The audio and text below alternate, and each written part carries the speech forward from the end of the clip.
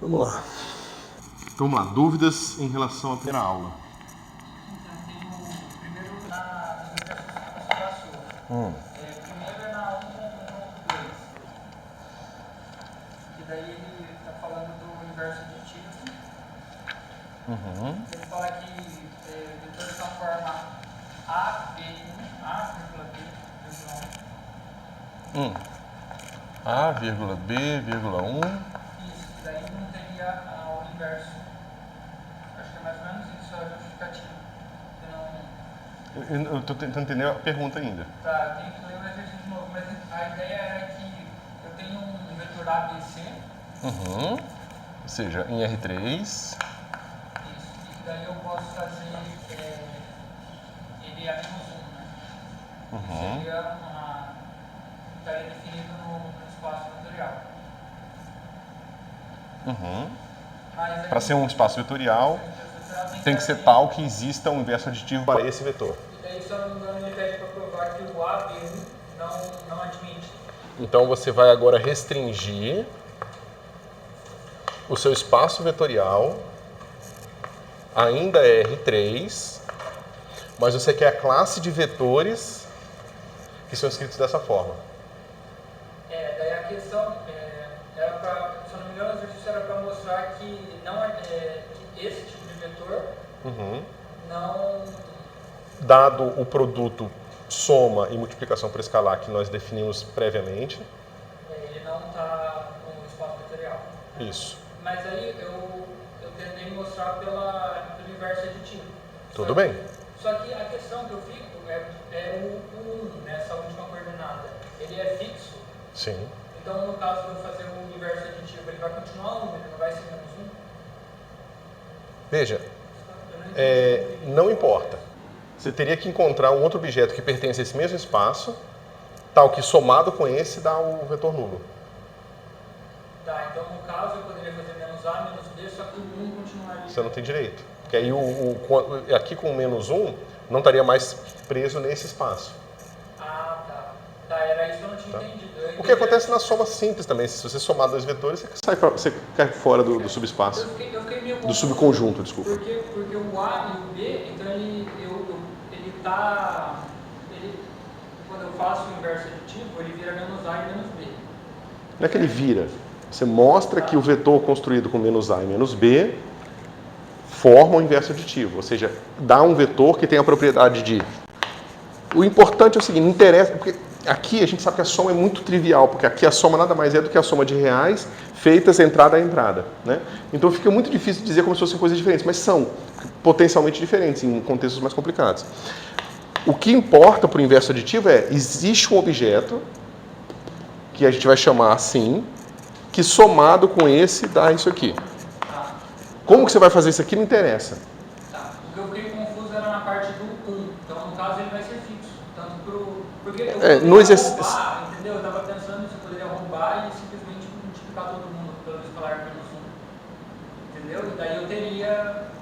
Só que eu não teria esse objeto com 1, né, na última entrada. Porque se você fala o seguinte, ó, eu tenho um subespaço A maiúsculo, que é um subconjunto, um subespaço não, tem um subconjunto de V, tá certo? Que é A é igual ao conjunto A, B1, tal que A e B pertencem aos reais. Isso aqui é um subconjunto. Subconjunto sempre foi assim. Será que eu consigo criar um subconjunto? Será que eu consigo fazer desse subconjunto um espaço vetorial usando a soma e multiplicação por escalar previamente definidas? Porque eu poderia mudar o conceito de soma. Eu poderia dizer que a soma desses dois caras aqui soma só as primeiras entradas e não faz nada com a última. Entendeu? Mas na forma que é definida. Se eu estou lembrando corretamente do exercício, é isso, tá? Não, sim, beleza. Eu tinha ficado confuso nessa parte do... Mas a gente vai falar um pouco de subespaço também. Então a gente vai falar que justamente o subespaço primeiro passa por uma definição de um subconjunto. E o subconjunto precisa receber as propriedades do conjunto e ver se sobre aquelas propriedades ele também forma um espaço vetorial.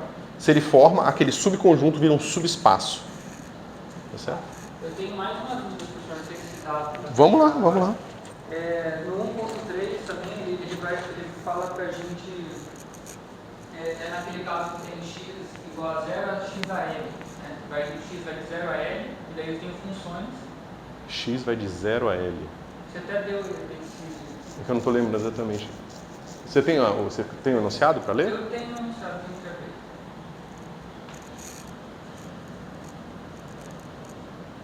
3 e 0 também, gente. Tá.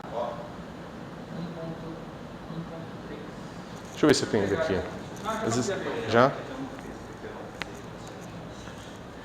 Ele fala funções que vão a 0, no ponto x a 0 e x a l formam um espaço vetorial. A primeira questão. Isso, você primeiro tem esse conjunto, tá certo? Conjunto das funções contínuas entre 0 e L. Aí você tem um outro conjunto que ele não dá nome, mas sei lá, a gente pode chamar esse... Botar um zerinho... Não, esse zero aqui é horrível. Chamar aqui A. A gente faz assim, para ficar bem direitinho. Cadê o apagador? Eu não tirei ainda? Acho que não.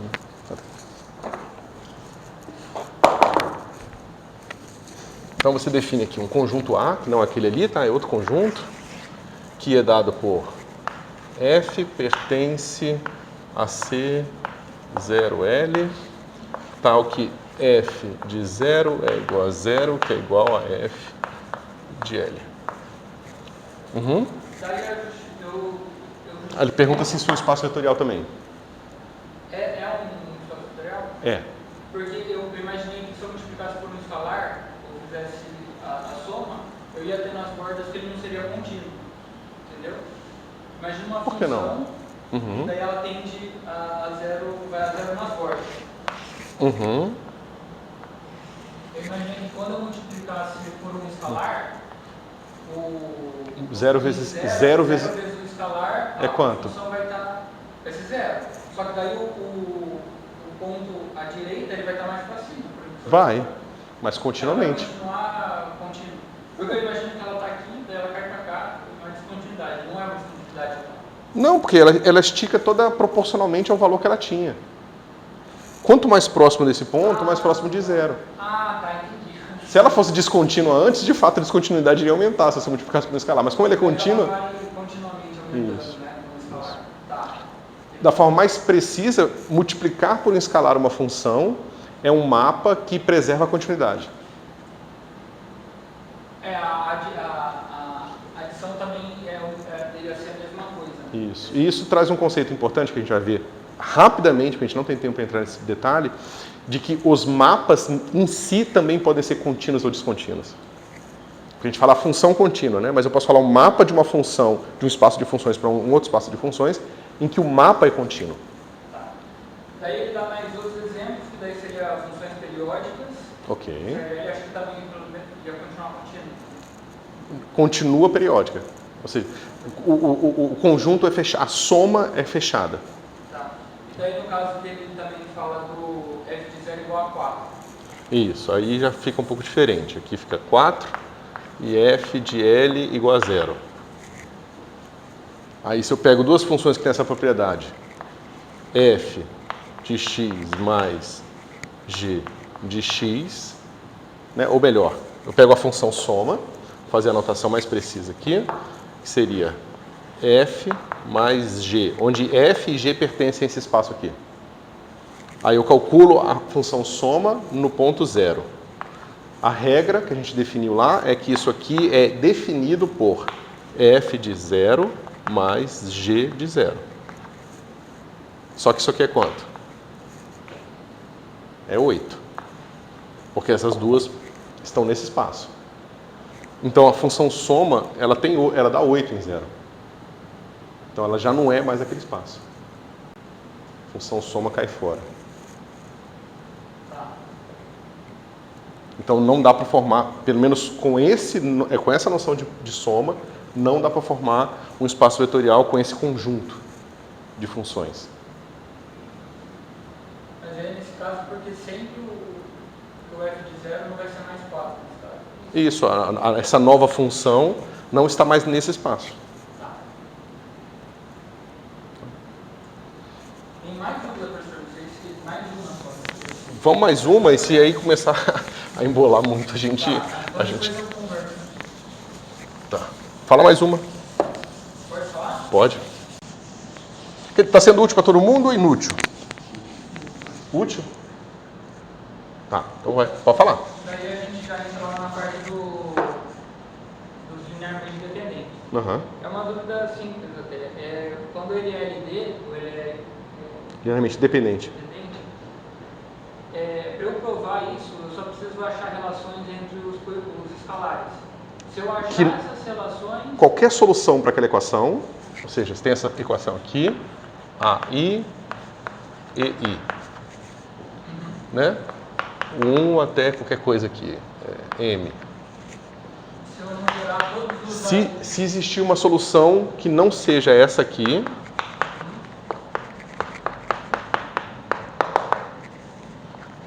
se existir uma solução que não seja essa, eles são linearmente dependentes. Tá, então era só isso. Isso já bastava. Isso. Porque quando é linearmente independente, a gente vai encontrar todos esses coeficientes vão ser zero.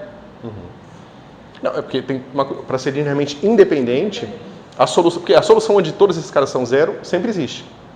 Ela precisa ser única. Tá. Tá, então tudo bem. Só se eu tinha verificado certo com dependente. É isso. Beleza?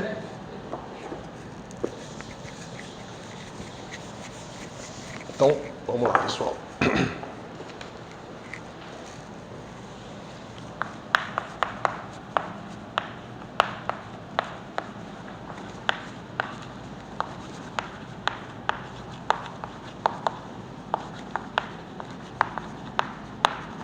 Espaços com produto interno, tá?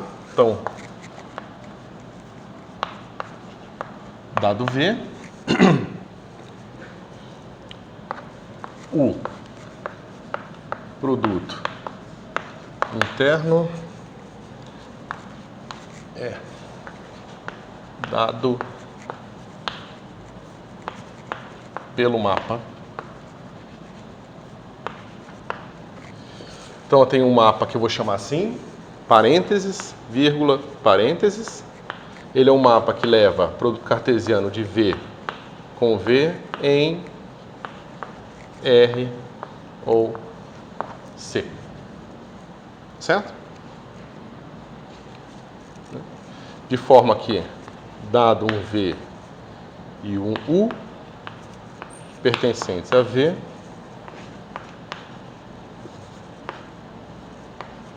V, U, R ou C. Ok?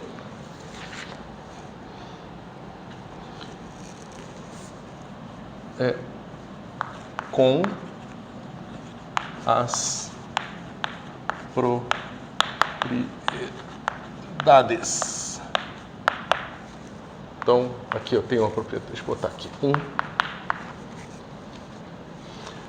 eu quero que V, U... Eu vou usar, pessoal, essa notação de produto interno mais complicada, extensa, mas eu vou definir a notação de Dirac mais para frente. Mas eu quero que vocês entendam bem as coisas usando essa notação, porque como eu já expliquei para vocês em outros cursos, para quem já foi meu aluno, notação pesada, ela é útil porque ela te impede de errar. Quando você está muito acostumado com a notação pesada, aí você pode ir para a notação mais simples sem errar, entendeu? Mas é bom saber a notação pesada, porque na hora que a coisa estiver muito confusa, volta para a notação mais complicada, as coisas ficam mais claras, aí você pode voltar para a notação mais simples, certo? Então vamos lá. Então eu quero que esse produto aqui tenha essa característica. Se eu fizer esse produto botando V e U aqui, eu vou ter o resultado U e V, onde eu vou botar um complexo conjugado. Tá? Isso aqui eu estou usando para complexo conjugado. Veja, isso é um número, tá, pessoal? Ou R ou EC. Se for sobre os reais, esse complexo conjugado aqui não diz nada. Porque, né, o complexo conjugado número real é número real. Então, não acontece nada. Basicamente, a gente vai dizer que isso é simétrico, tá? Quando é complexo, a gente chama de... Isso aqui é uma simetria conjugada. Então, essa propriedade aqui é de simetria conjugada. Que no caso dos reais é simetria.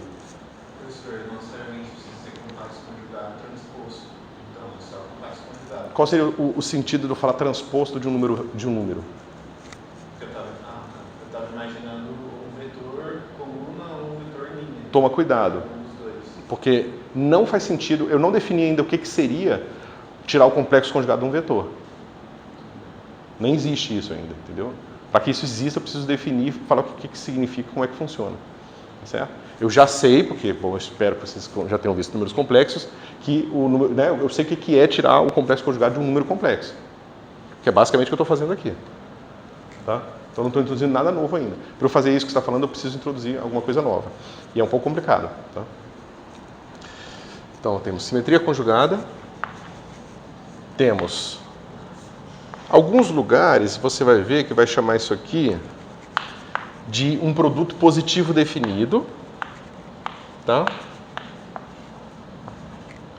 Só que eu gosto de chamar de positivo semidefinido ou positivo definido. Desculpa.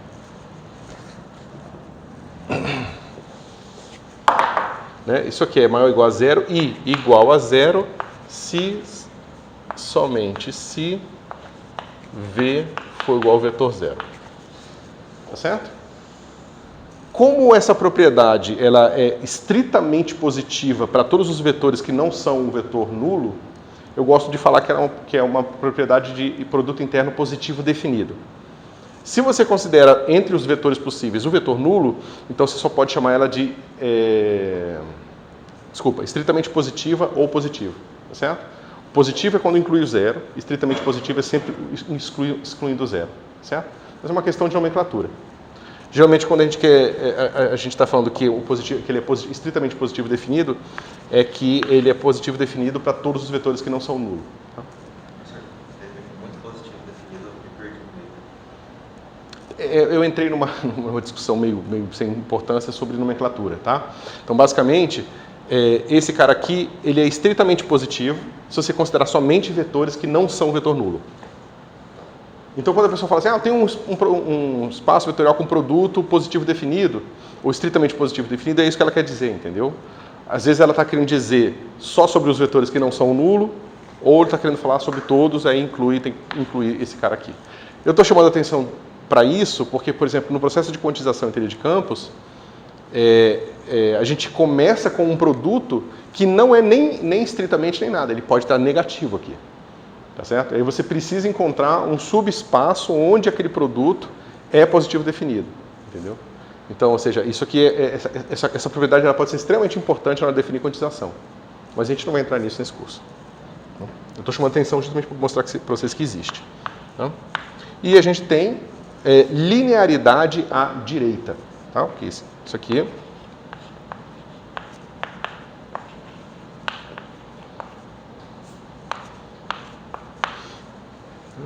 isso aqui é pós-def, positivo definido. Professor, ali no segundo tem uma vírgula, seria maior ou igual a zero, Isso.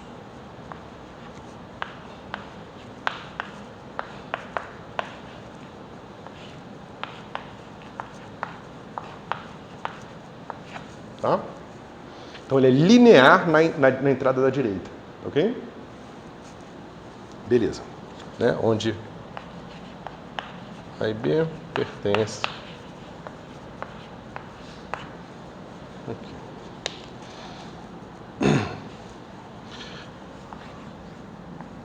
Aqui eu não preciso escrever de novo. Tá? Então, um espaço vetorial V acrescido de um produto, né? Ou seja, se eu pegar agora aqui esse conjunto V com esse produto, tá certo? Isso aqui é um espaço. Eu vi algumas traduções que se usam em português. Eu vi espaço de produto interno ou com produto interno.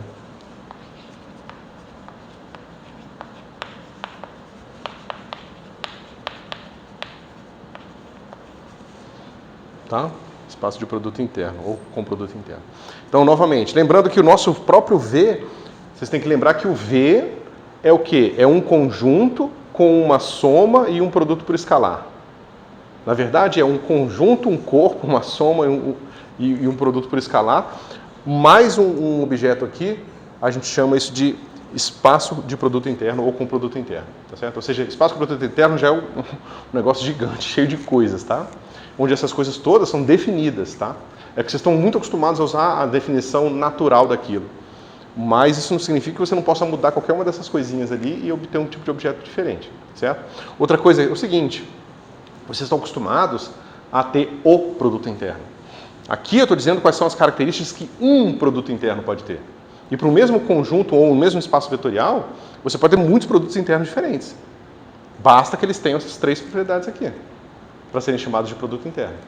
Você tem que ser esse tipo de mapa que tem essas 3 propriedades. E, na verdade, existem infinitos, para no mesmo espaço vetorial, existem infinitos produtos internos. Certo? Isso é importante.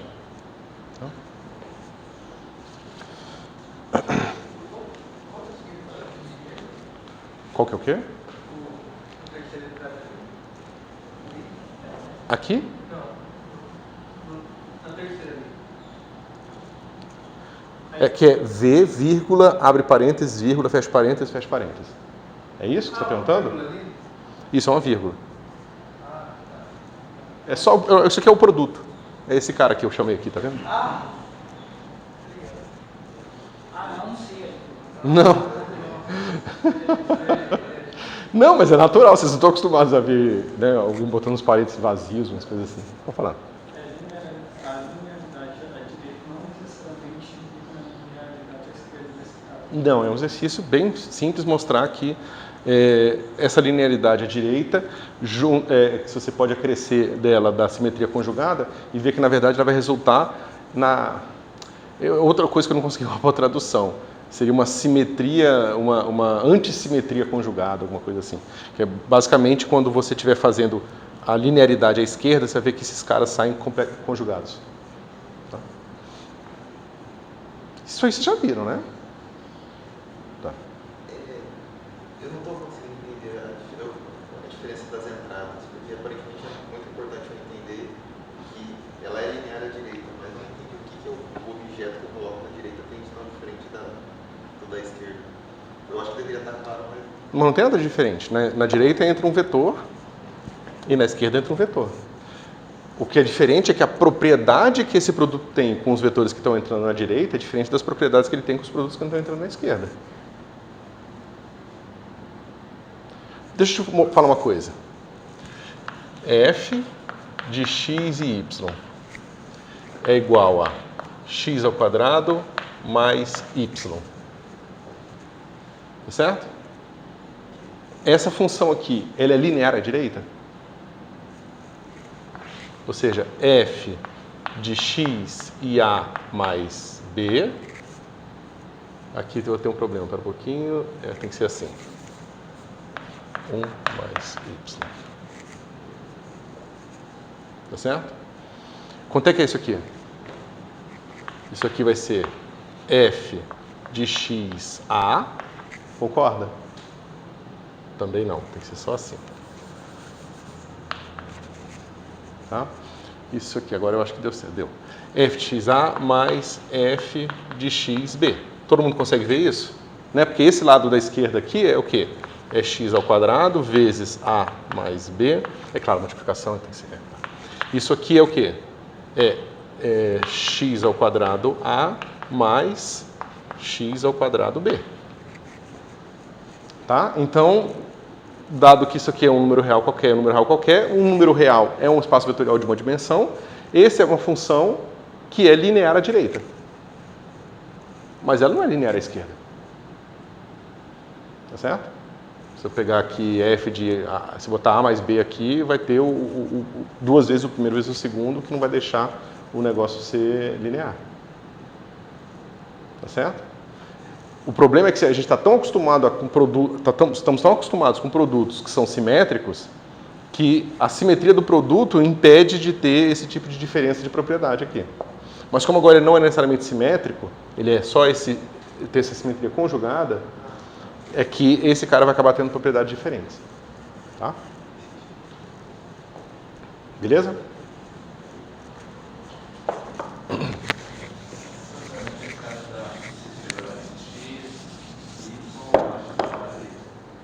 De um lado eu tenho um vetor, né, do meu espaço vetorial. Do outro eu tenho a regra de como eu faço o produto. Nesses dois exemplos. Pode repetir? Isso é um mapa. Esse é o mapa? Não, isso já é o mapa calculado num ponto. O mapa seria só chamar f. F é o mapa. É igual a f de x. F é a função. Ela não é o valor da função num ponto, é a função como um todo. É um ente abstrato que vive só na nossa cabeça. Quando você calcula f de x e x quadrado, aí você fala, não, é que no valor, no ponto x, ela é igual a x quadrado. Era essa a dúvida? Tem certeza? Eu acho que não. É que a dúvida, tipo, lendo todo o conteúdo antes. Do lado, por exemplo, se eu fosse colocar, eu coloquei lá o meu x e y, de um lado do outro é o vetor, né? Do meu espaço vetorial. Aquele x quadrado, antes de colocar os pontos, aquele x quadrado e y é o meu mapa, o meu mapa não, é como eu faço o produto. É a regra de como fazer o produto. É justamente, talvez o que você esteja querendo saber é o seguinte, eu estou falando aqui o tempo todo só da f, mas em momento nenhum eu estou dando cara para ela. E é exatamente, você tem razão, porque na verdade eu estou definindo propriedades para uma classe de possíveis funções, certo? Tanto que se você pegar aqui, né, a gente está acostumado a pegar um produto do tipo, sei lá, aqui não vai ser um produto que a gente, né, deixa eu pensar aqui, sei lá, não queria fazer o padrão, não, deixa pra lá. Tá. É que a gente está acostumado com uma coisa com uma cara de produto cartesiano não, euclidiano, certo? A gente vai ver que, na verdade, aquela cara do produto euclidiano ela vai aparecer de novo, mas ela vai estar ligada a uma escolha especial de base, tá certo? E aí você pode dizer que existe uma cara geral para um produto interno, tá certo? Mas a gente precisa chegar lá para... Eu acho que é melhor não falar disso agora. Então, ó, só para matar a curiosidade de vocês, quanto que é a V mais BU, vírgula W? Quanto é que é esse produto aqui? Posso fazer alguma coisa com ele, usando essas propriedades? Eu não sei, eu não tenho nenhuma propriedade sobre linearidade à esquerda, então eu não posso tirar ali o A e o B, não posso fazer nada. Mas eu posso usar a simetria conjugada, ou seja, isso aqui, eu reescrevo, eu boto aqui um colchete grandão e escrevo esse negócio aqui assim, ó, W, vírgula, A, V, mais B, U, esse é o produto, e isso aqui é igual ao complexo conjugado, tá certo? Agora eu posso usar a linearidade à direita, então isso aqui vai ficar assim, ó, W, vírgula, Φ, vezes A, mais W, vírgula, U, vezes B. Complexo conjugado. Né? Agora o que acontece? Isso é um número e isso é um número. É o produto de dois números. O conjugado do produto é o produto dos conjugados. Então eu pego aqui e boto o conjugado aqui. Mas eu posso pegar o conjugado aqui e usar para inverter a posição das entradas. Então isso aqui vai ficar assim, ó. A conjugado V W. Mesma coisa aqui, mas... Aqui eu botei a direita e depois a esquerda, mas não tem nenhuma razão para isso. É só porque eu tinha esquecido de escrever e botei depois. Tá? E aqui vai ficar U W. Tá certo? Então, na prática, sim, ele é linear conjugado à esquerda. Tá certo? Ou seja, as constantes aqui, que a gente gosta de chamar, ou os escalares, eles saem de dentro do produto complexos conjugados. Certo? Que é o que vocês estão acostumados, né?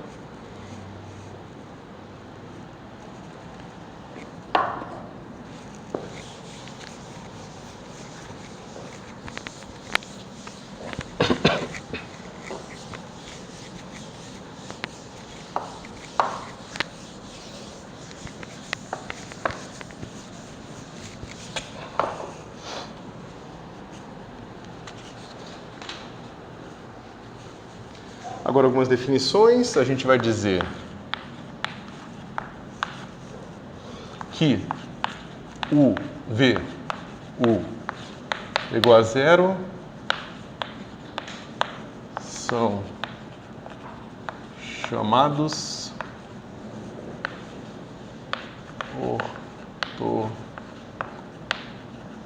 ortogonais.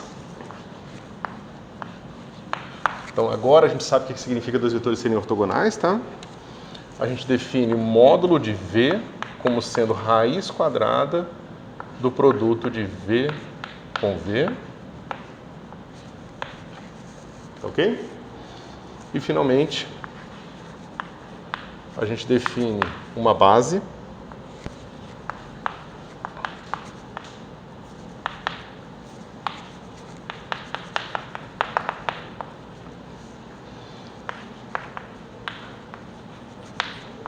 tal que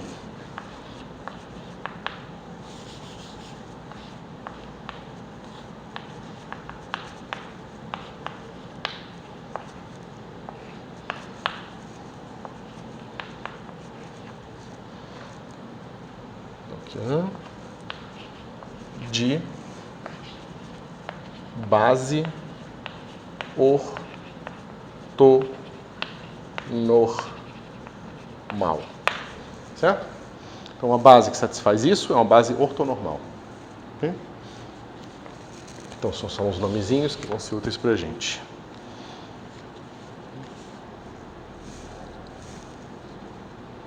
Então, a gente pode ver como é que acontece com um produto interno.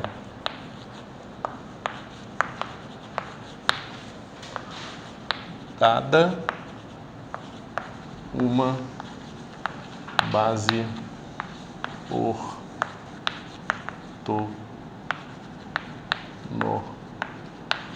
Ou seja, a gente já viu que um vetor sempre pode ser escrito em termos de uma base qualquer. Quando essa base é ortonormal, a gente vai ter algumas características interessantes para o nosso produto interno. Tá? Então, tem que V vai ser igual. Né? Com sorte, vocês vão fazer ou já fizeram esse exercício, de que um vetor V sempre pode ser escrito em termos de uma base. Né? Então, esse cara vai ser VI, EI, onde eu estou dizendo agora que essa base é ortonormal, certo? Então, eu tenho esse cara, eu tenho esse aqui, ATN, WI, e a base é a mesma, naturalmente, que são vetores do mesmo espaço, tá certo? O que acontece agora com o produto? V com W, nesta base.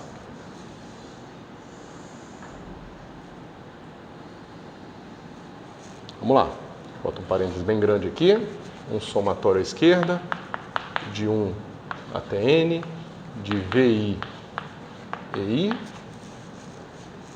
vírgula, somatório, já vou botar J aqui para a gente não ter problemas mais para frente, WI, EI, J, EJ.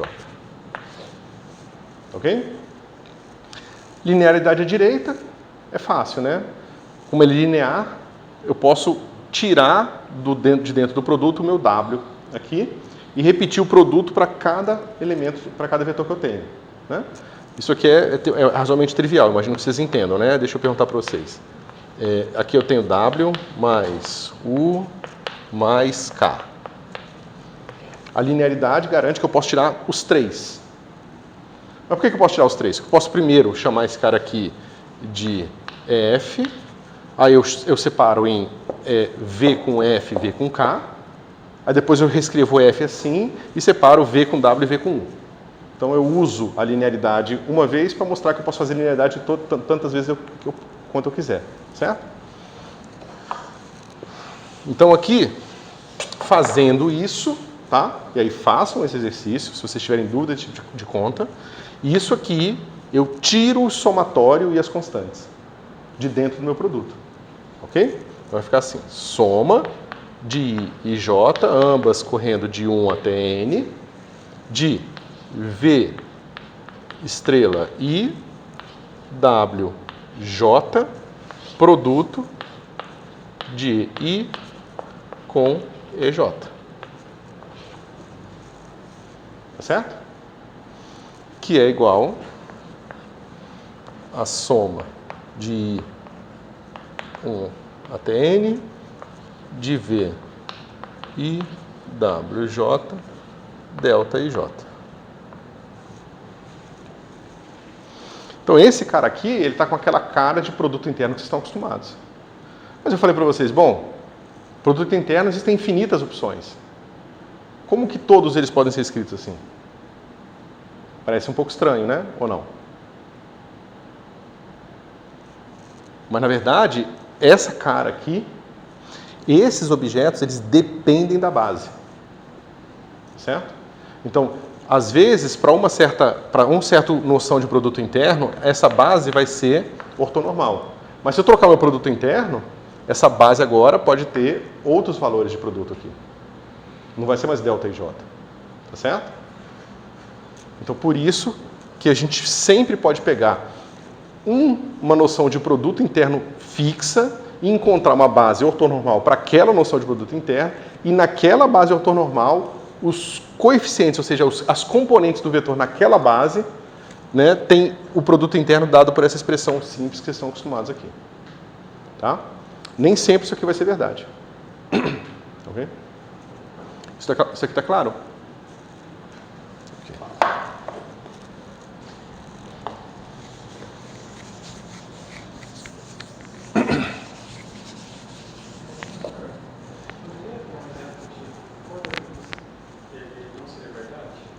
Oi? Ele dá um exemplo de quando ele não seria verdade, nem sempre seria verdade, mas quando? Eu vou dar um exemplo fora da mecânica quântica, tá? Porque é um exemplo que vem na minha cabeça. Quando a gente trabalha com geometria diferencial, esse negócio que vai aparecer aqui, ó, é o que a gente chama de métrica. Tá certo?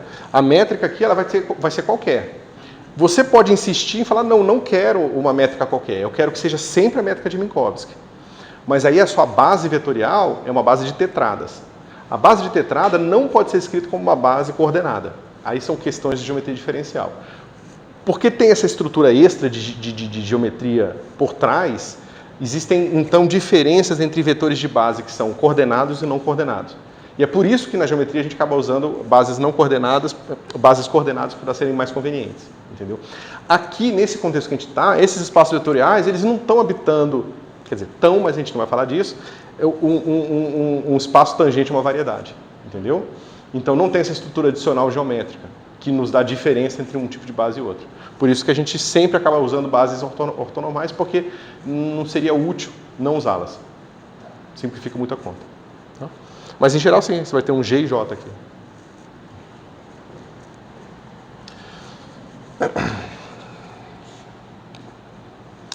Ok. Então agora a gente vai fazer aqui o nosso teorema 3.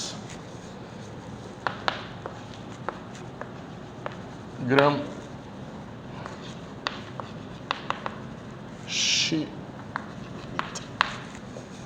Tá? Então, digamos que eu tenho uma base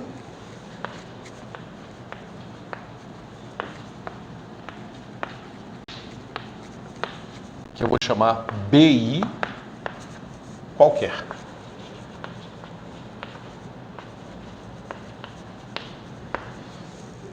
Será que eu posso partir dessa base BI qualquer e obter uma base ortonormal? A resposta é sim. E esse é o procedimento de Gram-Schmidt. Tá? Como é que a gente faz? Eu vou dar os primeiros passos, aí depois vocês vão complementar e fazer exercício sobre isso. Tá? Então, ó, eu pego aqui E1 e defino como sendo o meu B1 dividido por módulo de B1. Todo mundo consegue ver que esse vetor agora é normal, né? Outra coisa que vocês têm que prestar atenção aqui é o seguinte. Eu estou começando do 1. Eu poderia ter começado com o 34. Tá certo? Ou seja, esse procedimento aqui não é único. Dado uma base não ortonormal, você não tem uma única base ortonormal. Certo? Esse é um procedimento algorítmico e depende da ordem dos vetores da base aqui. Ok? Então tá, esse cara é o primeiro. Beleza. Então a gente criou uma base ortonormal, a gente pegou um primeiro cara e normalizou ele. Ótimo. Agora, como é que a gente faz para pegar um segundo cara e fazer com que ele seja ortogonal ao primeiro? É fácil, né? A gente tem que montar um sisteminha linear e resolver. E não é muito difícil vocês se convencerem que eu tenho o meu E2', que vai ser assim. O meu próprio B2. Só que eu quero que o E2 seja ortogonal a E1. Né? O que eu faço? Eu subtraio o produto de E1 com B2, E1 aqui. Isso é um número, tá, pessoal? Isso aqui é um número. Se eu fizer o produto aqui, ó, quanto é que dá? E1 com E2'. Aqui vai dar... Desculpa. Estou me adiantando. E1 com E2'. Vai dar E1 com B2. Tá certo? E aqui vai dar produto interno de E1 com E1. Mas eu acabei de normalizar esse cara. Então é 1. Vai ficar menos o coeficiente dele, que é E1 com B2, que é 0. Tá certo? Que? Não, eu joguei. Eu não deduzi, não. Eu falei que tem que ser assim. Estou mostrando que, sendo assim, ela tem a propriedade que eu quero que ela tenha, que é o produto desse cara com E1 ser igual a 0. Tá? Agora eu normalizo e chamo E2 de E2' dividido por módulo de E2'. Tá? Tá claro isso aqui, pessoal? Eu entendi, mas eu tô achando meio estranho. Na segunda linha você mostrou que ele, menos ele mesmo, dá 0. Menos não. O produto desse novo vetor com E1 é 0. Não, então, na segunda linha, quando eu coloco esse chegou em E1, tem a primeira entrada E1 e 2, menos B2, dá 0, sei lá, pareceu. Isso, menos isso é 0. Vocês vão fazer o exercício, tá? Vocês vão pegar ali pega um R3 aqui, assim, ó, pega uma base que é assim, um vetor assim e esse vetor aqui. Aí você fala que você começa com esse cara aqui, certo? Aí você normaliza ele ficou achatadinho aqui, certo? Aí você vai fazer o seguinte, vai pegar a componente, tá vendo esse cara aqui, ó, vamos pensar que ele está no plano, aqui a gente chama de Y, né? ZY aqui. Então ele está no plano ZY. Aí eu pego o seguinte, esse cara aqui, ó, é a projeção desse cara nessa direção aqui é esse produto escalar, certo? Que vai ser uma coisa assim. Não. Deixa eu ver como é que eu faço. Teria que ser essa projeção aqui. Tá certo? E aí eu estou pegando esse cara nessa direção, tá vendo? E1. E estou subtraindo dele mesmo. Então eu estou jogando um cara aqui, ó. Esse vetor aqui, quando eu subtraio essa projeção nessa direção, sobra só a parte ortogonal ele aqui. Tá certo? Então o meu E2, meu E1 começa, meu E1 esse cara aqui é achatadinho. O meu E2 vem para cá. E o E3, digamos que já está ortogonal aqui. Certo? Mas vocês vão fazer a continha pensando lá e vocês vão ver que isso aqui faz sentido, tá?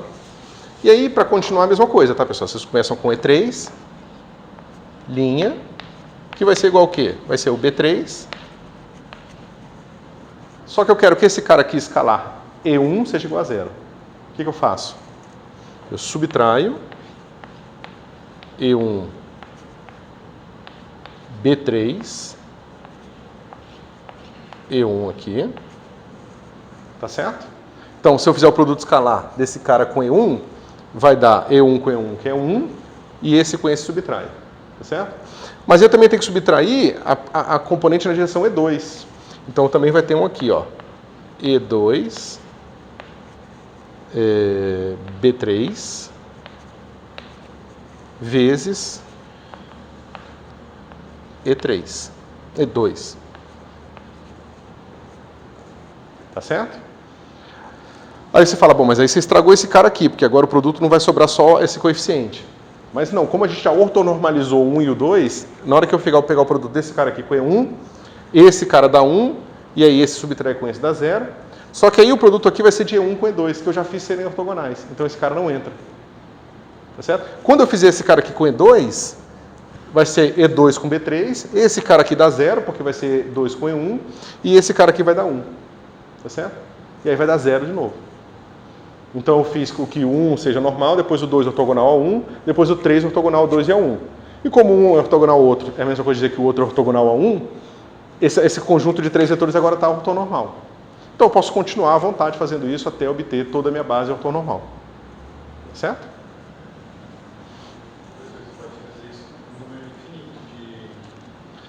O número infinito de bases, mas cuidado com bases infinitas. Aí é um pouco mais delicado. Esse método tem algum limite? Por exemplo, eu estou pegando certos vetores, formando uma base qualquer, e estou... Ortonormalizando. Isso. Tem uma dada base que eu não posso fazer isso? Não. Qualquer base que tiver nas minhas mãos, eu vou fazer isso. Isso. Se for uma base, sim. Em espaços de dimensão infinita,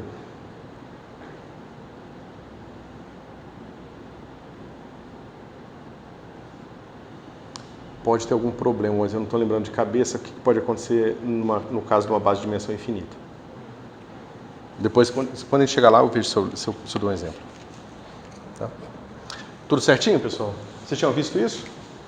Já, né?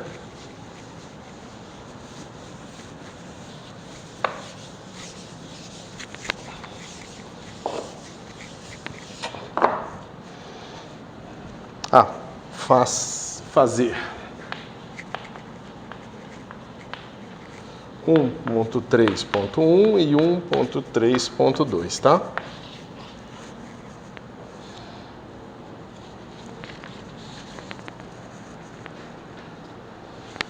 Vamos lá.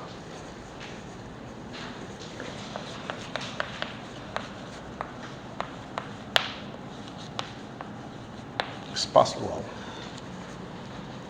Eu botei.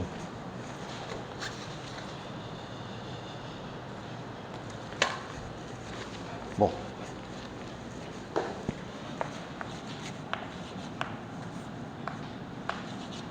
Dado V,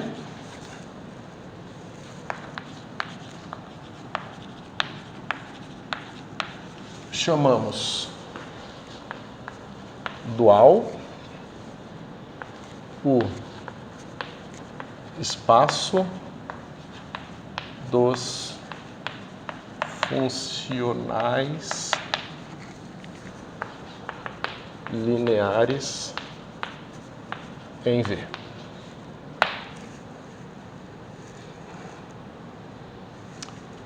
Vírgula. Isto é, W til pertence ao espaço dual, tá? De forma que W til leva um vetor no número. Ok? Então, como ele é um funcional linear, ele satisfaz A, V mais B, U é igual a A vezes W til V mais B vezes, lembra, isso aqui é um número, isso aqui é a multiplicação entre números, tá? Mais B vezes W til em U. Tá certo? Desculpa, acho que já era para saber, mas qual que é a definição mesmo de funcional? É uma coisa que leva um vetor num escalar. Eu estou definindo o que ele é aqui, ou seja, o nome é irrelevante no sentido de que ele está definido abaixo. Tá? Não, porque poderia ser o caso de eu estar usando o termo funcional para me referir a alguma coisa que eu não estou definindo aqui, mas não é o caso. Então, essas aqui são as propriedades. Para ele ser funcional linear, ele tem que ter isso aqui. Tá certo? Ou seja, ele é linear nessa única entrada que ele tem. É uma função linear. Certo? Isso aqui está claro, pessoal? Beleza. Exercício.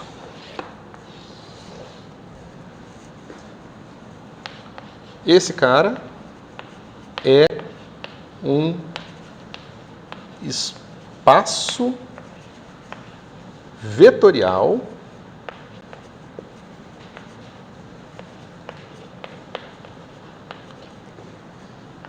se a gente define ponto a ponto W mais K, ou seja, para ser um espaço vetorial eu preciso definir soma nesse espaço aqui. Eu estou definindo que a soma do W mais o K é definida ponto a ponto. Lembra que a gente definiu ponto a ponto lá, a questão da função? É a mesma coisa aqui, só que é um outro tipo de mapa, mas a definição é ponto a ponto do mesmo jeito. Então esse cara aqui, ó, é definido como sendo W, V mais K, V. Tá? E eu estou dizendo para vocês que vocês têm que provar que isso aqui de fato faz esse negócio ser um espaço vetorial. Ok? E é por um escalar a mesma coisa.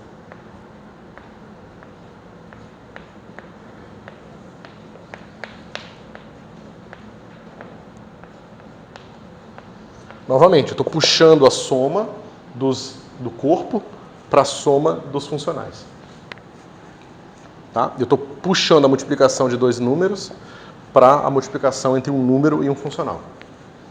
Certo? Provar. A gente não vai entrar em todos os detalhes da teoria dos espaços duais, mas basicamente, dado o espaço vetorial, o espaço dual é um espaço vetorial também, com essas propriedades, né, dados esses dois produtos aqui, com a mesma dimensão do original.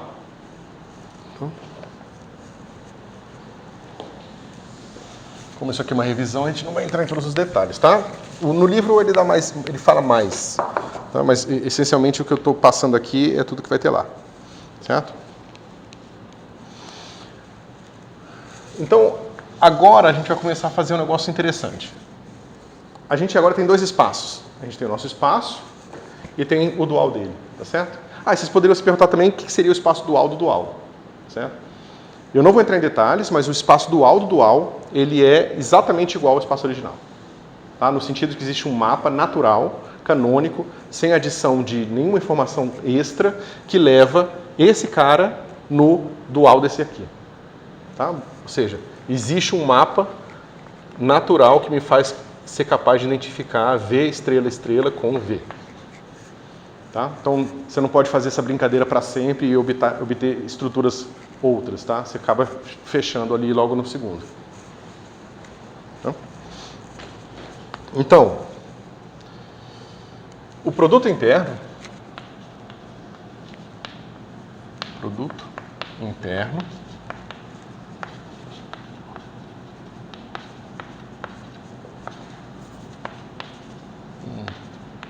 mapa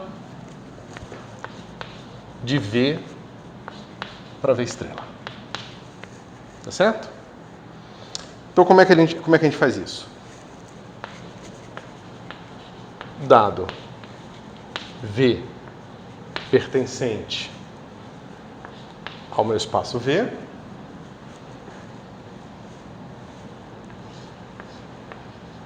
V ponto aqui pertence a V estrela.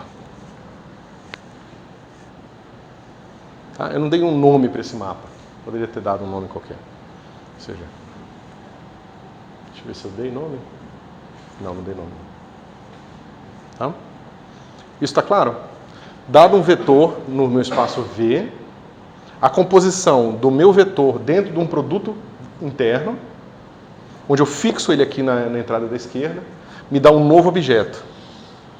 Que tipo de objeto é esse aqui? É um mapa linear que pega um vetor e retorna um número. Então esse cara necessariamente habita esse espaço aqui. Então um produto interno te dá um mapa entre o espaço vetorial e o seu dual. Certo? Esse espaço dual do vetor não necessariamente é o subconjunto, subespaço do conjunto do espaço vetorial inicial. Tem nada a ver. Nada a ver. Ele acaba sendo igual em dimensão, né? Mas como ele é definido de forma diferente, ou seja, ele é o conjunto de funcionais lineares, entendeu? Então, e vocês vão ver que isso vai ser importante, principalmente com espaço de dimensões infinitas, tá? Que é um negócio que eu falei para vocês, não sei se falei para vocês, mas aqui vocês vão ver que os funcionais lineares, eles podem ser objetos um pouco mais complicados do que as funções, às vezes, do seu espaço. Tá? Aí não importa, cara, né, professor? Importa, tem que ser assim, senão não seria linear. Se eu botasse o V aqui, não seria linear. Tá? E aí a gente introduz notação Dirac. Deixa eu botar aqui.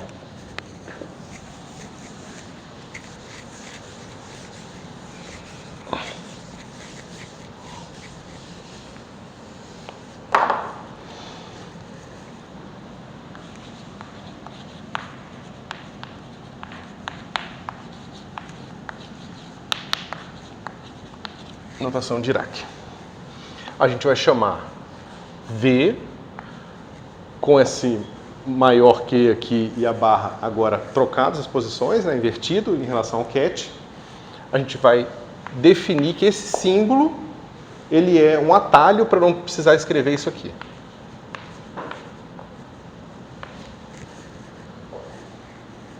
Certo?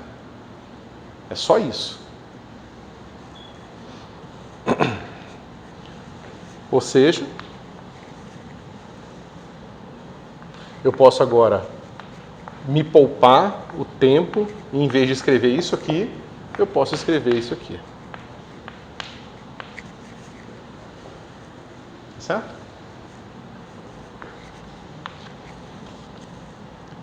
Outra coisa importante é, agora eu vou introduzir mais um pedaço de notação que não tinha sido introduzido ainda, certo? Eu vou dizer que eu posso definir o meu vetor assim, mas isso nada mais quer dizer do que isso aqui.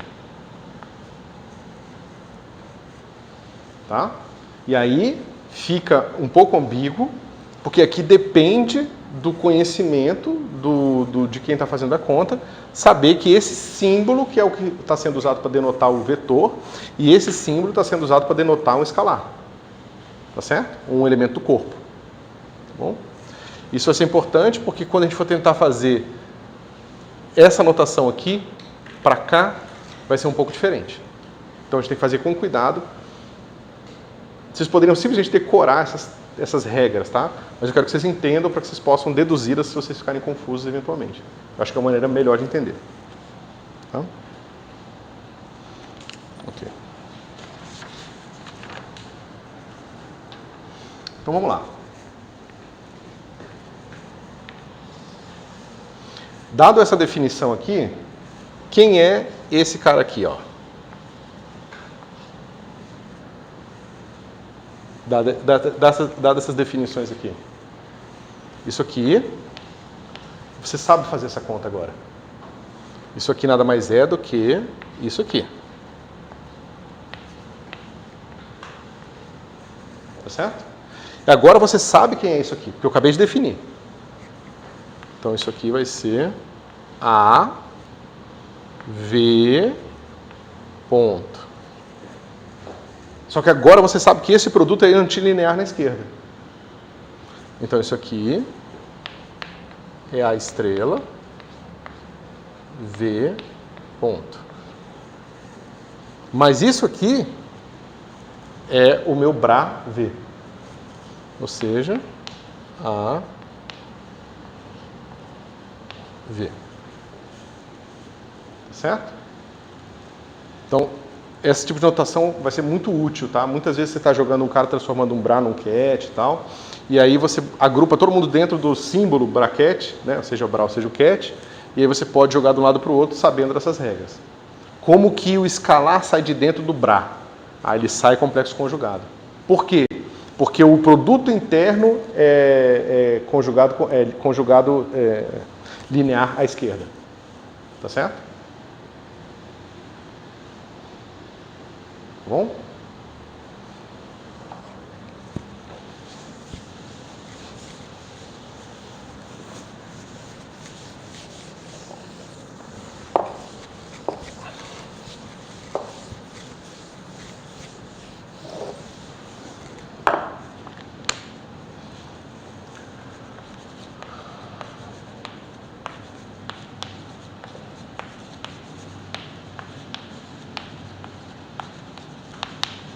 Mapa para representação canônica.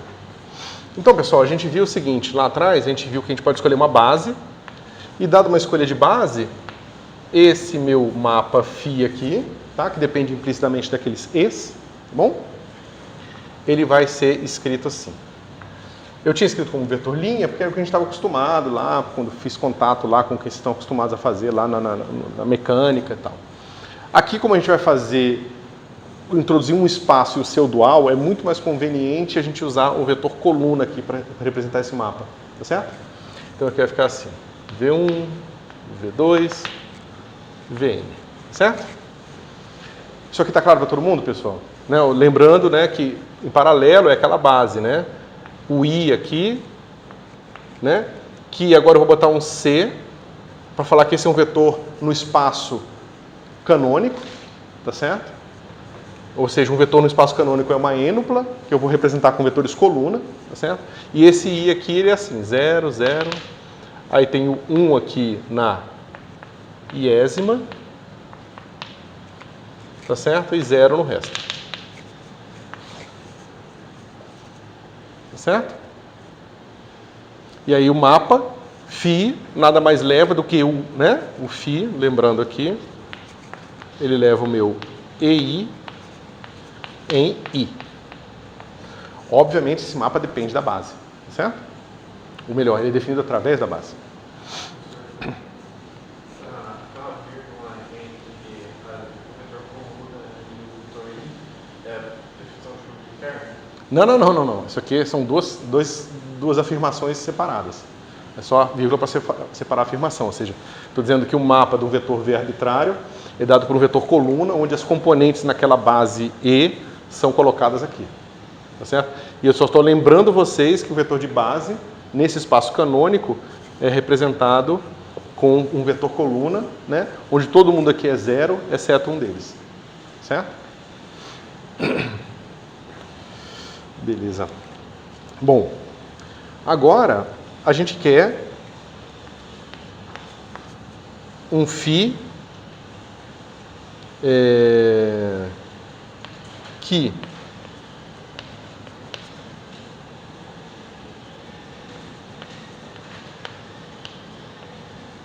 a gente quer um φ que preserva o produto interno.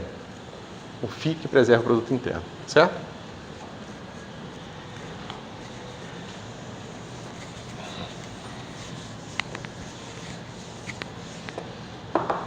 Então a gente vai definir o seguinte: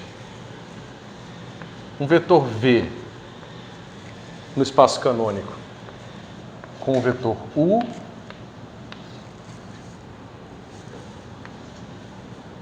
é definido como o φ menos 1 do VC com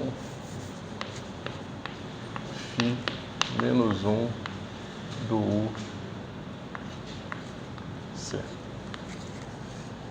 Tá certo? Estou introduzindo um produto interno no meu espaço canônico, tá? Que vai preservar meu produto interno. Esse é o produto interno que eu defini lá no nosso espaço vetorial V. Tá certo? Eu estou puxando ele para esse outro espaço aqui. Por isso que ele tem um Czinho aqui no colchete, tá? No parênteses. É porque é um produto em outro espaço. Tá bom? É fácil ver que esse mapa aqui ele é inversível. Que ele é um mapa entre dois conjuntos finitos, né? Veja, minha base tem N elementos, né? Minha base tem N elementos. Se o E1, o E1 vai no 1, então o inverso do 1 vai no E1. É fácil você encontrar a inversa desse mapa, tá? Então por isso que esse mapa é inversível, e como esse mapa é inversível, eu posso usá-lo para definir o meu produto interno agora lá no meu espaço canônico. Tá bom? Bom, eu posso fazer o seguinte, eu posso agora chamar esse cara aqui do mapa atuando em V, tá certo? Vai dar a inversa do mapa com ele mesmo e vai ficar assim.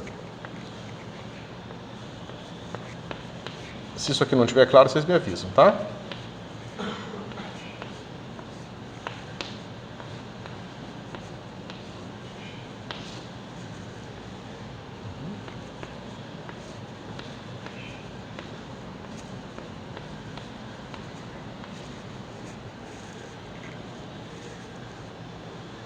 certo? Eu só escrevi V, C, como sendo o φ atuado em V. Ou seja, eu escrevi esse cara aqui igual a esse cara aqui. Mas quando eu fiz ele aqui, ficou φ menos 1 no φ, que é a identidade. Certo? Por isso que ficou assim. Isso é uma igualdade, tá, pessoal?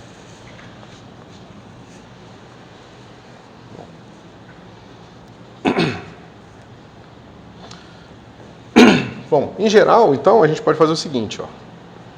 O I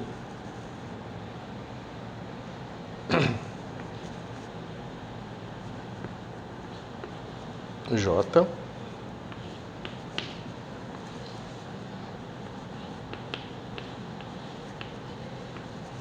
que por simplicidade eu vou chamar isso aqui de G e J, tá? Bom.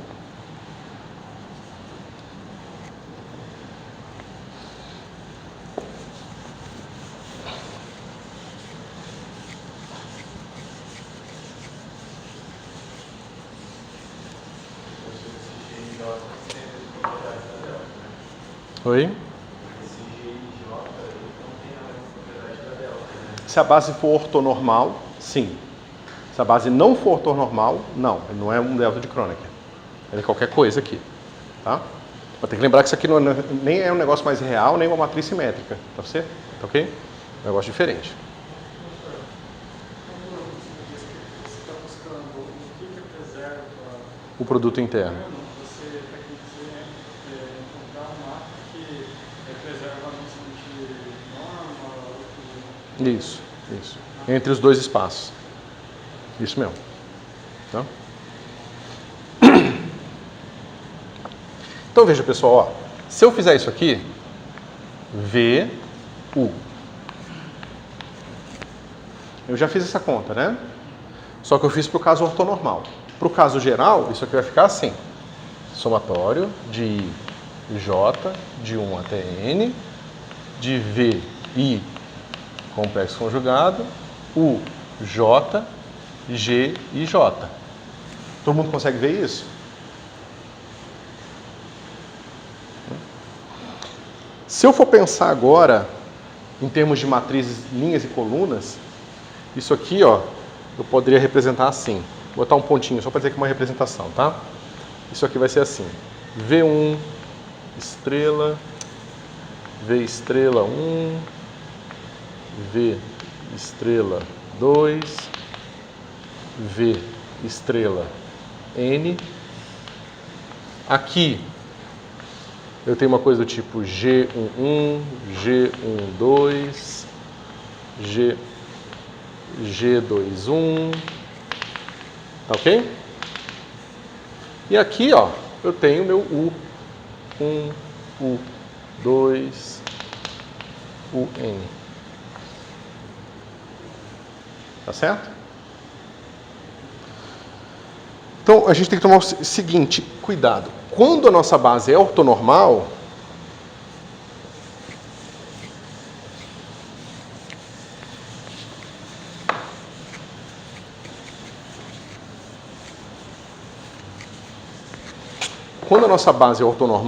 esse meu G aqui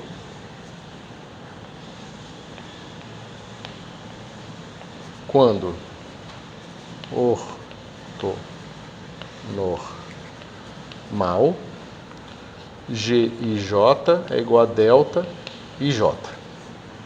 Delta e J vai me dar identidade aqui. Então pode sumir. Tá? Nesse caso, VU vai ser igual a V estrela 1, V estrela 2, V estrela N, com o 1, o 2, o N. Tá certo? Então tem que tomar um pouco de cuidado. Tá vendo? A gente falou o seguinte, se eu pegar um cat e quiser transformar num bra, basta eu pegar o transposto complexo conjugado. Mas isso não é verdade. Tá? Quem é o meu cat, como é o meu bra aqui, é isso aqui, ó.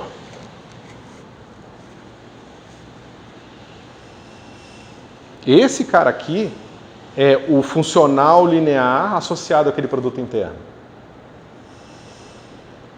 Tem esse pedaço aqui, ó.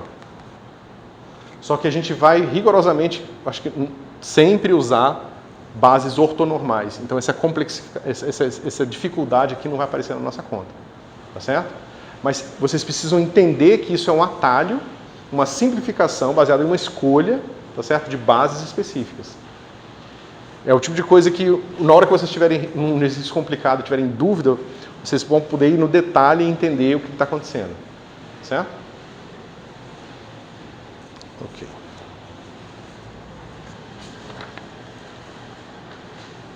Professor, essa matriz DJ ela é definida caso a caso se a gente não tiver bases ortonormais. Se as bases forem ortonormais, então ela vai ser sempre a identidade. Isso. Se não for, cada caso, cada base vai ter uma matriz DJ diferente que vai alterar o que a gente chama de braço. Isso. Ou seja, se você tem um vetor V e você está usando aquele abuso de linguagem em que você está botando aqui o vetor V igual um vetor coluna, e você botou aqui V1, V2, Vn. Está fazendo continha mesmo, um exercício prático lá de dinâmica, qualquer coisa. Aí você quer encontrar quem é esse cara aqui. Porque você precisa fazer um produto interno desse vetor contra o cara lá. Aí você fala, não, beleza, isso aqui é simplesmente esse cara aqui. V estrela 1, V estrela 2, V estrela 3, N. Tá certo? Isso só vai ser verdade se a base que você usou para extrair esses números é uma base ortonormal. Ou seja, você pega aqui o seu vetor V e escreve assim, ó, somatório de I de 1 até infinito, de 0 até infinito, de VL, PL. Onde esse PL aqui são os polinômios de Legendre. Aí você bota esses V's aqui e faz isso aqui. Está errado. Porque os polinômios de Legendre não são ortonormais. Eles são ortogonais, mas eles não são normalizados. Vocês lembram, né? Que o polinômio de Legendre vai ser proporcional a um 2L mais 1 lá, o produto interno de dois polinômios de Legendre. Tá certo? Então, se você fizer isso aqui, você vai errar a conta. Mas se eu normalizar isso, eu posso usar. Pode. Tá certo? Professor, é possível normalizar qualquer tipo de vetor? Será? Se você pode chamar ele de vetor,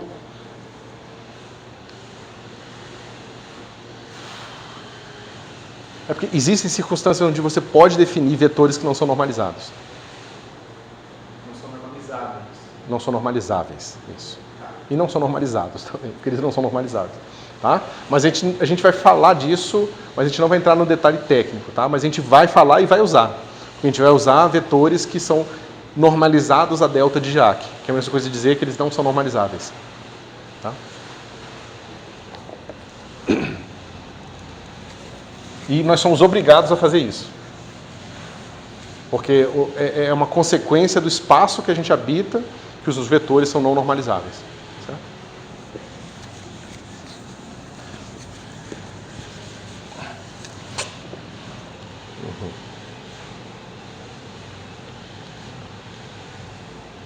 Tá, já falei. Deixa eu escrever de novo aqui que eu tinha escrito aqui direitinho. Cuidado.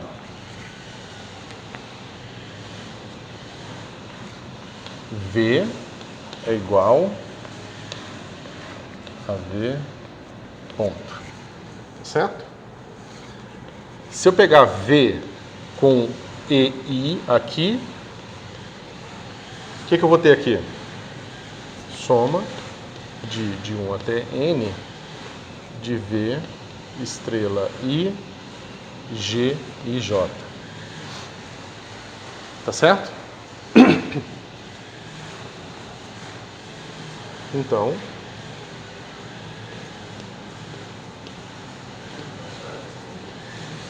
só um segundinho.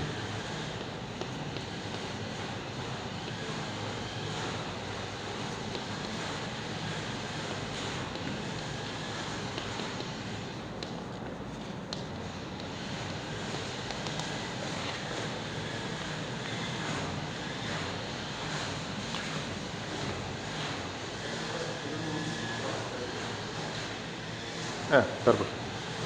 Eu errei a ordem aqui. É porque aqui era J, tá?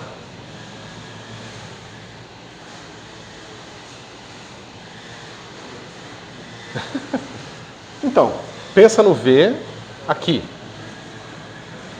Aí esse V aqui eu escrevo como somatório de VI e I, tá? O meu V sai, o meu VI sai, complexo conjugado. Aí vai ficar produto interno de EI e J, por causa do EJ aqui. É a definição do G e J que eu fiz lá atrás. Deixa eu escrever aqui, ó. Isso aqui, né? V e J vai ser igual a produto interno, meu V nada mais é do que somatório de I de 1 até N de VI, EI e J.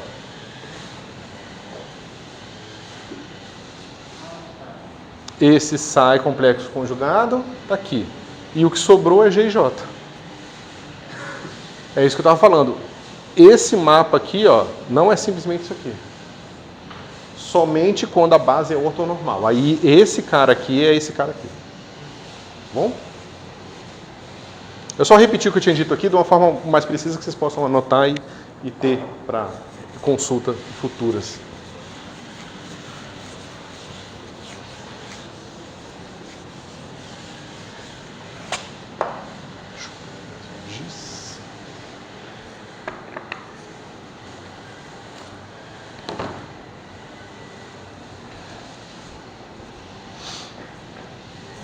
Alguma dúvida?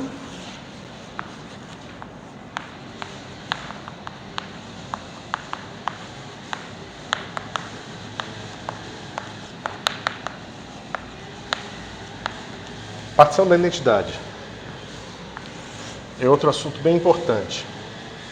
Então,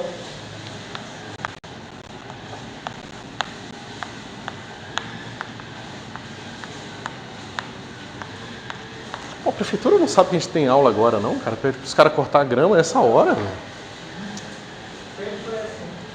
Né? Pô, sei lá.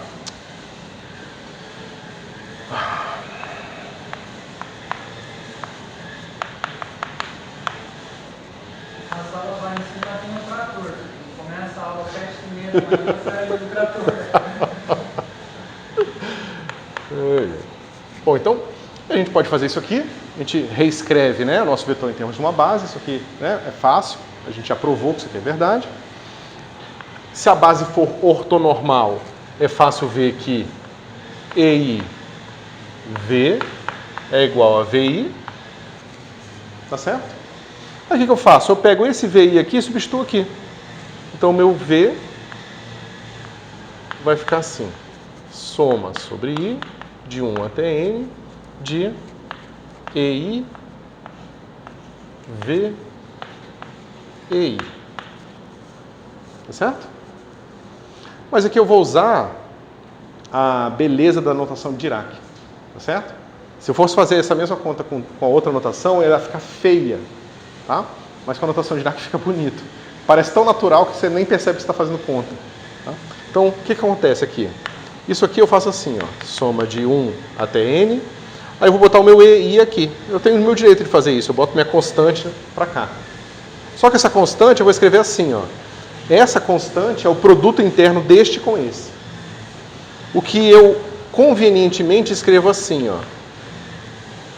Mas o produto interno desse com esse, eu posso simplesmente escrever esse produto interno aqui para ser feito depois.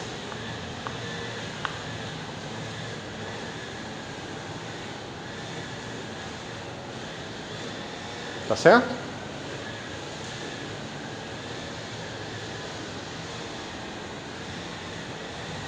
Deixa eu ver se eu faço isso aqui de um outro jeito.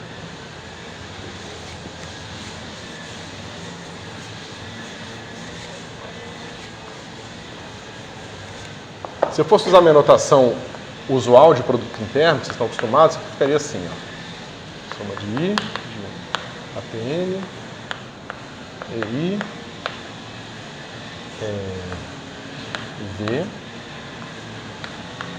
EI. Tá certo? Agora eu vou falar o seguinte. Esse cara vai ser uma soma de 1 até N.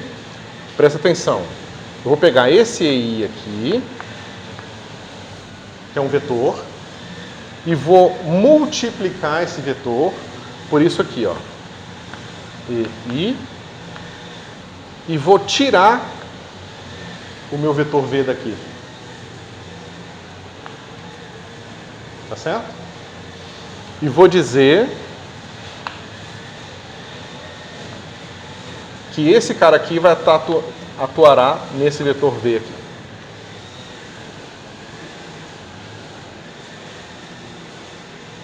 Tá certo? Na verdade, eu estou definindo um novo tipo de objeto aqui. Esse cara que está dentro do colchete é um mapa que leva um vetor num vetor. E ele funciona assim, pega o vetor, joga dentro desse produto interno, pega esse número, multiplica esse vetor aqui. Isso é um mapa que leva um vetor no vetor. Ou seja, isso é um operador. Ok? Mas eu posso botar esse somatório aqui dentro, inclusive. Né? Ou seja, o meu V, ele pode ser escrito como esse colchete aqui, desse somatório de I, de 1 até N, né, de EI,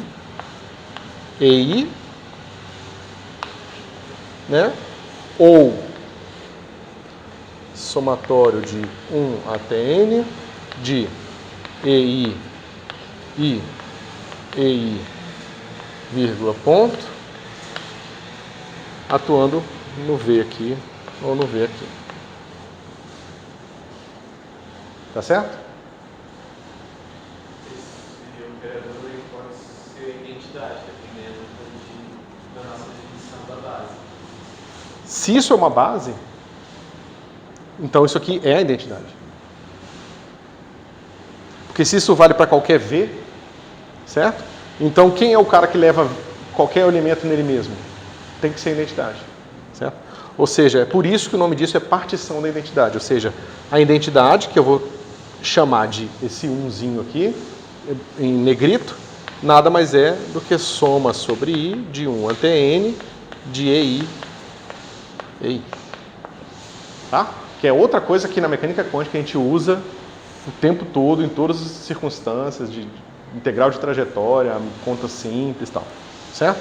Agora lembrem, a partição da identidade é assim somente quando a base é ortonormal. Se ela não for ortonormal, vai aparecer umas outras coisas aqui.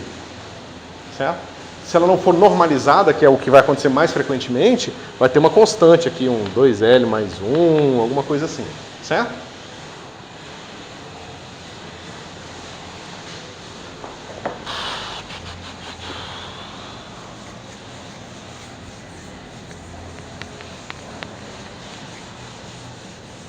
Na UNB a gente tinha aula num calabouço que passava tinha um pequeno pista dentro do prédio que era para encarga e descarga dos laboratórios. Não tinha janela para fora das salas, a janela era para dentro desse túnel onde passavam os carros. O cara parava, ligava um caminhão da década de 60, ficava saindo aquela fumaça preta entrando pela janela. Então pode ser pior, né?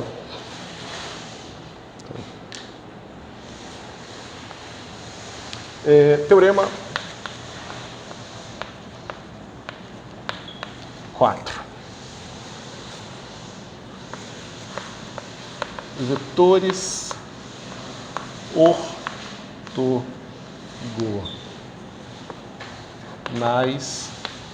são LI. Tá? Eu estou dando esse teorema um pouco diferente da forma que ele é apresentado no livro, tá, pessoal? Mas provem ele, que a prova dele serve para provar o do livro também. Tanto faz, tá bom?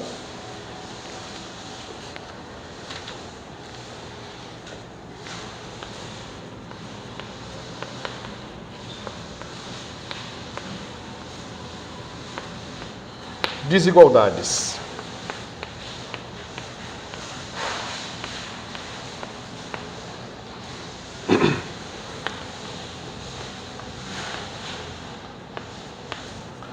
Desigualdade de Schwarz, basicamente vai me dizer que V com W é sempre menor ou igual que o produto de V com módulo de W.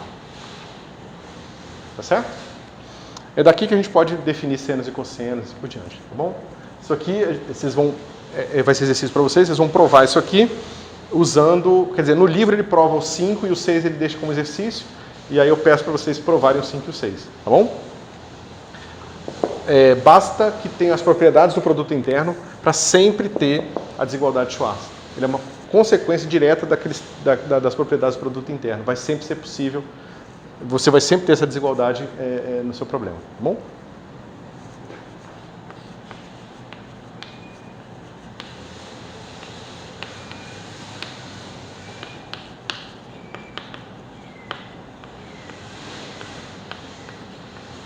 A desigualdade do triângulo, V mais W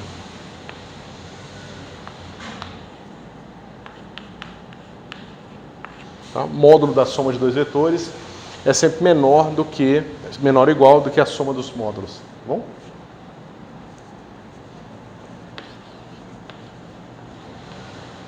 Provar, né, fazendo exercício 1, 3, 3 e 1, 3, 4. Tá?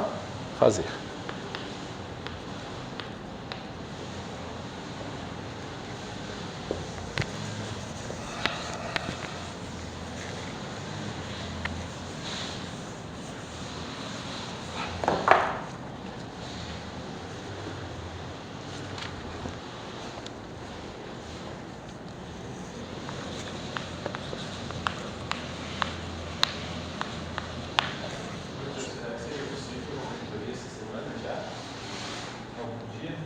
Sim, me manda mensagem no Classroom, senão eu esqueço.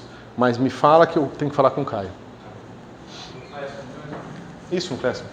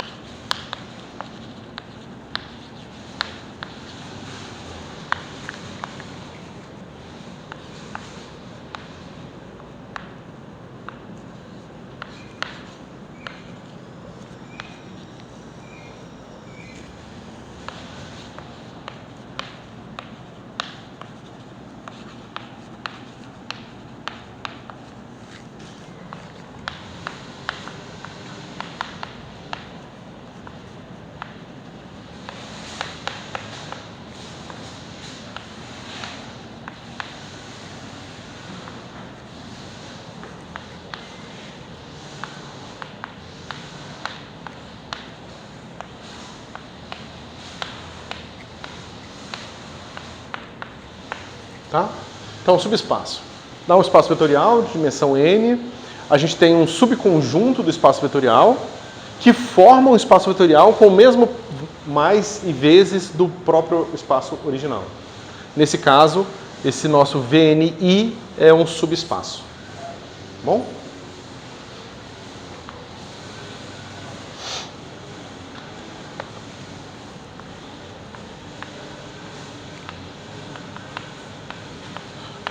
Soma direta.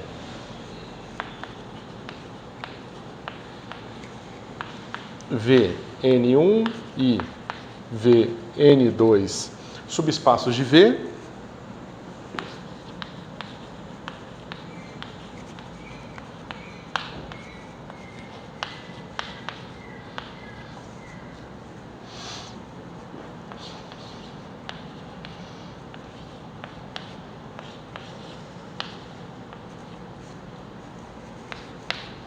Isso aqui vai ser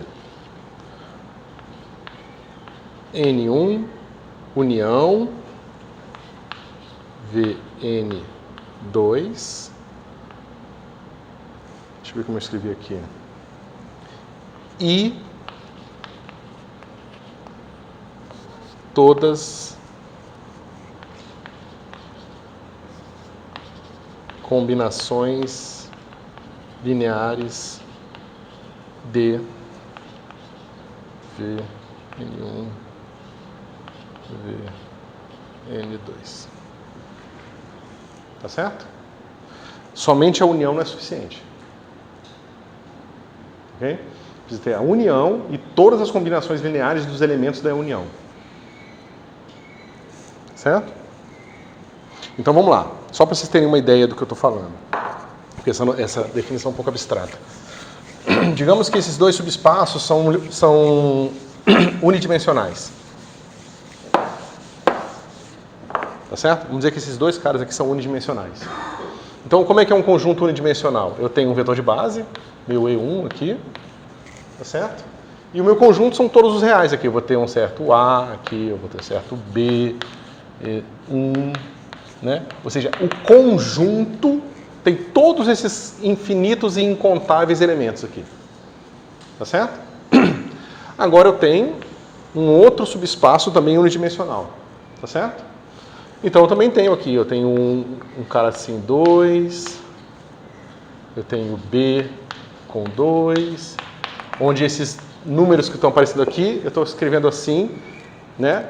Que parece contável, mas eu quero que vocês imaginem que isso aqui é um negócio incontável, com todos os números reais multiplicando o mesmo vetor de base. São dois espaços, isso aqui são os conjuntos, tá? Esse cara aqui é o VN1 e esse cara aqui é o VN2. Pode falar.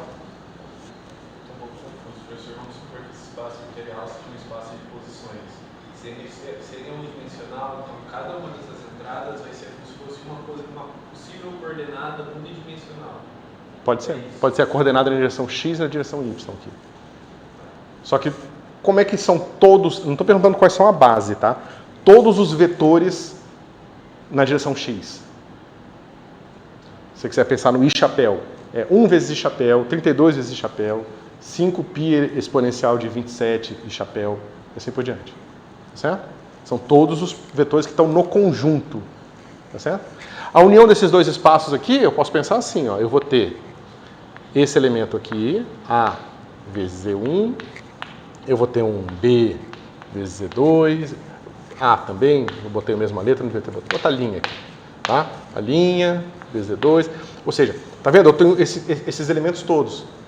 Mas na minha união não vai aparecer nenhum elemento do tipo A, E1, mais B, E2. Na união não tem, porque na união eu junto todos esses elementos com todos esses elementos. Mas eu preciso desses caras também. Tá certo? Então, para fazer a soma direta de dois espaços, eu pego todos os elementos de um espaço, todos os elementos do outro, boto junto, e agora pego todas as possíveis combinações lineares que eu posso fazer desses caras, e isso vai me dar minha soma direta de espaços vetoriais. Tá certo? E no produto tensorial também vai ser parecido. A gente vai ter que completar ele. Certo? Eu estou um pouco confuso, professor. Se eu estou, por exemplo, vamos supor, colocando aqui um exemplo de um espaço de posição. Se eu tenho aqui o VN1 referente a X e o VN2 aqui. referente a Y, quando eu fizer a união dos dois e todas as combinações lineares entre eles, eu vou estar indo para um espaço vetorial de duas dimensões aí, né? Isso aqui é um vetor, esse cara aqui é um vetor. No subespaço, vetores na direção x. Tá certo? Esses aqui são todas as possibilidades. Todos esses caras aqui são vetores. Tá certo? Posso botar uns caras para cá também. Né? Pego todas essas setinhas aqui possíveis, pego essas setinhas todas, boto dentro de um saco e chamo isso de V1. Aí eu pego todas essas setinhas aqui, ó. Boto num saco e chamo de V2. Agora eu pego esses dois sacos e derramo dentro de um terceiro saco. Eu só vou ter essas setas aqui, todas essas setas e essas aqui. Mas eu não vou ter nenhuma assim. Dentro desse saco. Oi? Não é as combinações. A mera união dos subconjuntos é jogar os dois sacos num terceiro. Eu preciso botar junto desse saco todas as combinações lineares. Quando eu botar todas as combinações lineares, aí vai aparecer essas setas aqui. Tá certo? Que é um espaço bidimensional, que é a soma direta desses dois espaços. Tá certo?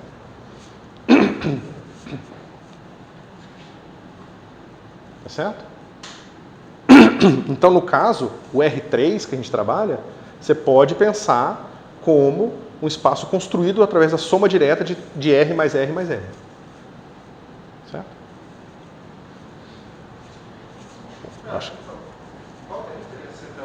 direta e o produto cartesiano. Então, eu imagino como um produto cartesiano de 3x. O produto cartesiano ele é mais básico, tá? O produto cartesiano é basicamente o seguinte: você pega aqui o R, produto R é simplesmente o conjunto de todos os caras A, B, tal que A pertence a R e B pertence a R. Tá certo? Isso aqui vale para R, mas para variedade, espaço dos operadores compactos. O que você quiser botar aqui e aqui, vale, entendeu? O que a gente está fazendo é isso aqui para 2 subespaços vetoriais de um outro espaço vetorial. No caso desse exemplo, esses 2 espaços aqui, eles são iguais. Tá certo? Ou seja, o produto cartesiano de R com R acaba sendo igual a isso aqui. Com um detalhe. Aqui já está implícito que eu estou carregando as propriedades de soma para esse espaço final aqui. Tá certo? Enquanto aqui, eu preciso definir o que é soma. Não tem essa propriedade, não está aqui ainda. Enquanto aqui ela está.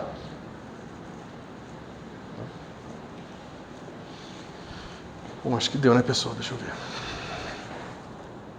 Deu. Eu vi que vai ser um pouco mais... eu acho que mais uma aula eu fecho, tá, pessoal? Como é que tá? Tá rápido, tá devagar, tá muito trivial? Porque eu imagino que tudo isso vocês já tenham visto. Eu só queria deixar essas coisas de uma forma bem clara, com uma compreensão mais detalhada, justamente porque eu acho que, se não souber isso dessa forma um pouco mais detalhada agora, vai empacar lá na frente. Tá? Mas o que vocês estão achando? Pode ser um pouco mais rápido? Tá bom?